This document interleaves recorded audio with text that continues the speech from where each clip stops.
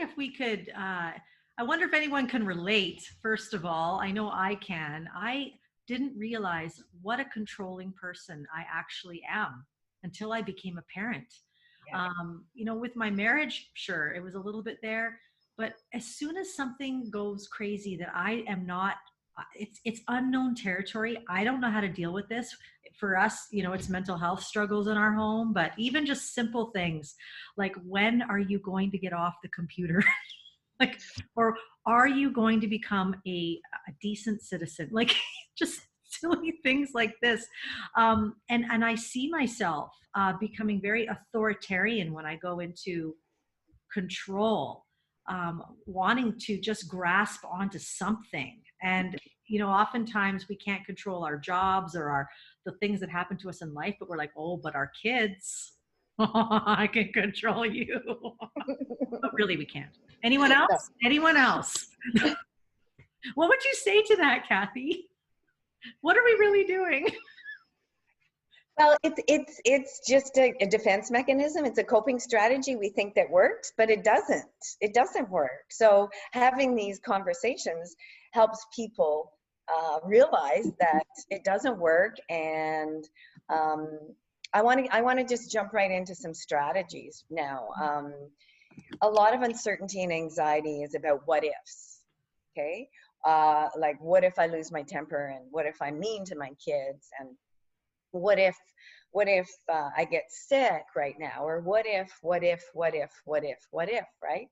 And one of the tips that I suggest to people is to say, well, what if not? What if not? Right? What if not? So, 50-50, what if not? What if? That starts to ease a little bit of your anxiety and uncertainty.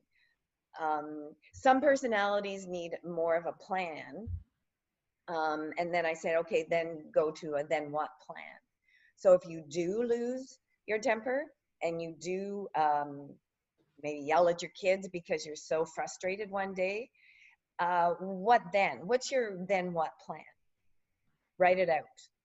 Okay, then maybe I'll take myself into a timeout. And then I'll do my deep breathing that I know how to do, or then I'll do some visualization, or maybe I'll go out for a run. I need to physically get rid of it. Have a plan, and then apologize, right? Because if we can go back and apologize and say, look, this is about me, right? Yes, I didn't like the behavior you were choosing at the moment, but this was about me losing control. Apologies go a long way with kids and partners, right? And to ourselves, right? To ourselves. Have that compassion so that you can then let it go and then do it different the next time. So there's the what then, or then what.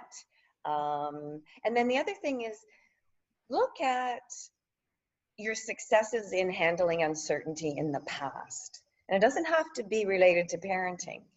Past successes with uncertainty. And then bring them forward into what's going on right now, those feelings of uncertainty. Because I would bet that a lot of the successes, well, first of all, you may have had the what ifs, and then you were successful in handling it. We forget about that success. All we focus on is the what ifs, right? We forget that we've had success. We forget that we have handled uncertainty before, right? So how can we make sure we consciously bring that forward to help us say, hey, I did it before, I can do it again, right? Yeah. That's really good. I like that. I wonder how many people here right now, if you just take a minute and just think about your past uncertainties and how you've gotten through. That's a really good reminder, Cathy. Yeah. And we don't often do that, right? We don't often do that. We don't look at our successes or celebrate them. They're minimized often, right? Especially parents. They tend to minimize their successes and celebrate their little gains in life. And then the other one that's kind of I don't know what the right, I was going to say crazy, we were talking about it, but a weird sort of technique is called worry time. And I can't remember who created it, but it wasn't my idea. And give yourself a worry time every day. So let's say at 3 o'clock every day, I'm going to have worry time for 15 minutes, and I'm going to let myself worry, and I'm going to journal, and I'm going to write it out, and then bang, off goes the timer, we're done, and then you have an activity that you go and do right away to shift the gear. And then if you start to worry, let's say you start to worry at 7 o'clock that night, you say, okay, no, I can do this tomorrow at 3 during my worry time. Okay. And so what's really interesting is sometimes we get to the worry time at 3 o'clock and we don't know what we're going to worry about. Sometimes we do, right? Yeah. Sometimes we do. Yeah. Yeah. Wow. So what does that do? Like, I mean, I can imagine it allows us to name these emotions that are in chaos. It allows us to put it down and organize it and not push it down further, so we actually get some control. Is that kind of the purpose of that? Yeah. Yeah. You're doing some self-care and not bottling it up. And I mean, obviously you can talk to your friends about it as well. But yeah, I mean, because I think we can either bottle it up and then kaboom, it blows up, comes out sideways. So it allows us just to have that time. And then also getting it down on paper, research shows slows down your thought process as well. Yeah. Yeah, and you can then start to restructure, you can then start to challenge those thoughts that I always say to myself and my clients, our mind's job is to think, but we don't need to believe everything it says. Its job is to spit out, 1,000 and some thoughts a minute, but we don't need to believe them, right? Yeah. So getting them down on paper helps us to be able to look at maybe the next day, is this really believable? I think this is really powerful for any parent right now, because one of the things that I personally really believe in and practice and really have had a lot of victory in is making sense of my own story so that I can bring peace to my home.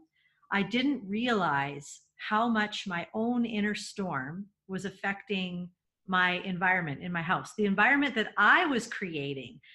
And what you're saying here is vital, because we often ignore our story and we ignore what goes on the inside, and we buy into that, suck it up, I'm going to keep going, and we don't realize how much it actually really affects us.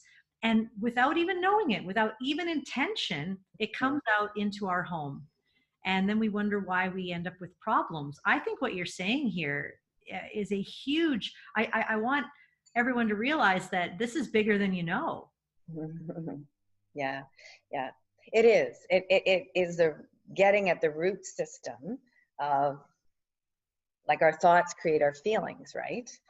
So it's getting right at the root system, and our belief systems are learned basically between the ages of 0 and 12, like our limiting belief systems. And from those limiting beliefs come these fears and anxieties and worries and negative self-talk. Yeah. So it's very important. Yeah. So what have you brought into COVID with you? What kind of limiting beliefs and thoughts have already been there? And now in a pandemic, 8 weeks in, we wonder why we don't feel stable, or why we feel the ground shaking underneath us. And Cathy, you and I were talking a little bit about shame before the call, and just there's a root issue right there. Yeah, shame is saying to Connie, it's that I'm bad, or there's something bad about me. It's that real deep shame where we don't want anyone to see. It's like that hiding, secret, keep it in the dark. However, the more we do that, the deeper and stronger the shame gets. So letting it out in little bits with people that you trust adds a little bit of light, and then that allows people to start letting go of their shame. And we all have it. Everybody has it, right? But it causes huge, like those deep, dark feelings that there's something wrong with me, but there's not. But we think there is. Yeah. Right? There's, yeah. I was feeling that this morning, thinking about all the things I haven't been doing. My Mondays and Tuesdays are very, very involved. And so school kind of, school, what is school? Oh, I'm supposed to be doing something. And I just felt so guilty and started thinking about all the things that I'm not doing right now. And it actually really started to impact me. And I think that, like, on a normal day, moms feel that way, dads feel that way, caregivers. Yeah. With parents, I have found, I was just sharing that when I moved from youth work to parent work, the difference, parents, you hear right now of just some heartbreaking stories. You hear of domestic violence going up. You hear of a couple of friends of mine have shared suicide stories with me that they're not sharing publicly because for whatever personal reasons they have. And divorce rates, conflict, marriage issues, things that are going on in the home. And we're not sharing them because I think there's so many reasons why. When I went into working with parents, I just found that parents are very closed. I don't want to talk about this because it's just too real and too raw. I may not trust, but I think that shame has a lot to do with why we don't really share some of the real deep rooted stuff. And then we find ourselves, like you said, we don't share with anyone, so we stay there. What would you say to parents that are just so fearful of, you mentioned that sharing is the answer, to be vulnerable is the answer, but how do we do that? Well, it has to be done in little baby steps. It can't just be all of a sudden. And some people don't even trust their close friends, and so that's when people often seek counseling, because you're talking to somebody who doesn't judge, somebody who's very objective, somebody who has heard it all. So there is, you can learn then to trust that it's okay to share, and then generalize that outside to people that you're close to, that you can then start sharing. And it's amazing the ripple effect. Once people feel safe in one place, to be able to then go, and not to tell the whole world, obviously, but to just be able to share and not get stuck. You see, this could be a whole different topic, but when you share doesn't mean that you're burdening somebody. That's one of the big things I hear all the time. Nobody has to fix it. You're sharing. All you want is someone just to listen to you and be there with you as you're in your pain. That's it, period. Right? And that goes a long way to soften our hearts and realize we're not bad, or we're not failing, or we're not good enough. There are big bad stories in our heads that aren't true. Absolutely. And others can help pull it out. Yeah.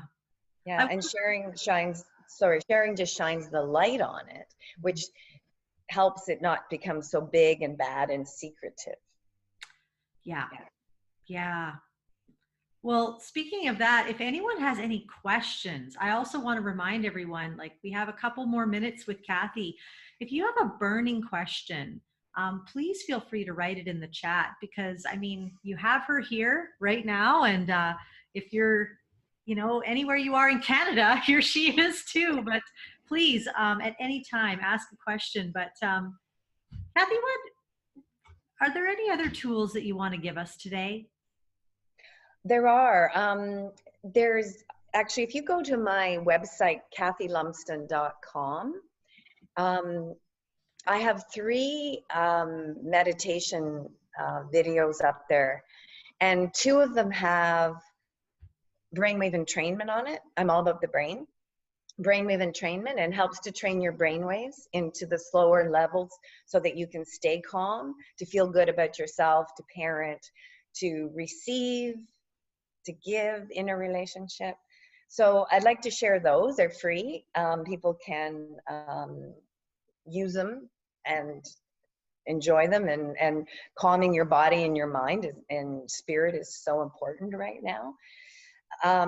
The other thing, and I'd like to do it, and I'll do it quickly. There's something called brain spotting, and it's used with athletes. It initially started with athletes, and we all use brain spots. Where we look affects how we feel.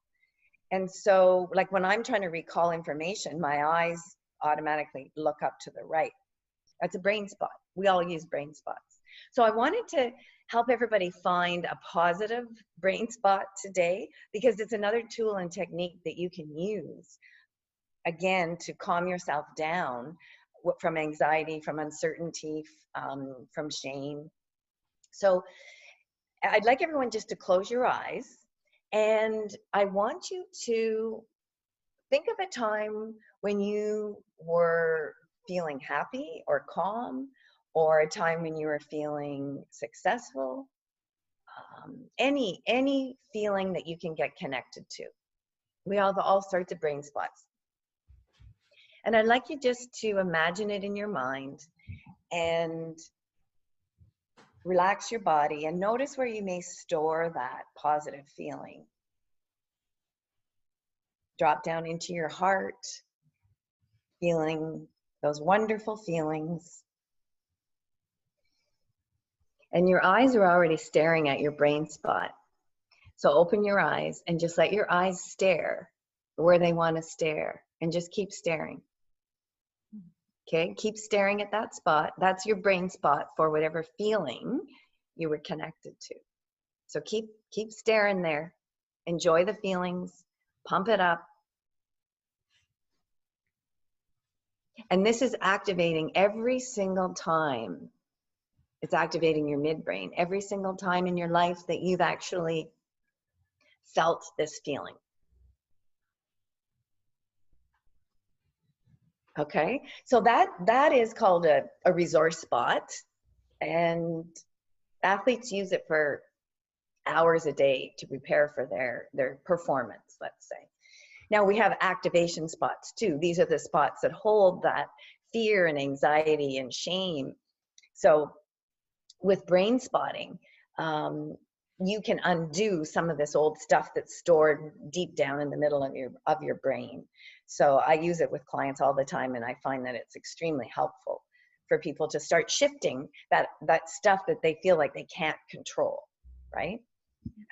So I just wanted to give you the positive resource spot today that you can use and practice. If you practice it for like 2 or 3 minutes a day, you're just going to eventually realize how effective it is. If we had found the activation spot too, you would have seen the huge difference between moving your eyes here and moving your eyes wherever to the resource spot, because it's activating all the negative feelings and experiences in your whole life as well. But we don't have time for that today. I just wanted you to have a tool and with the resource spot to be able to use, take away. Wow, thank you. I'm glad you went with the positive, because I don't know, do athletes cry when they do that?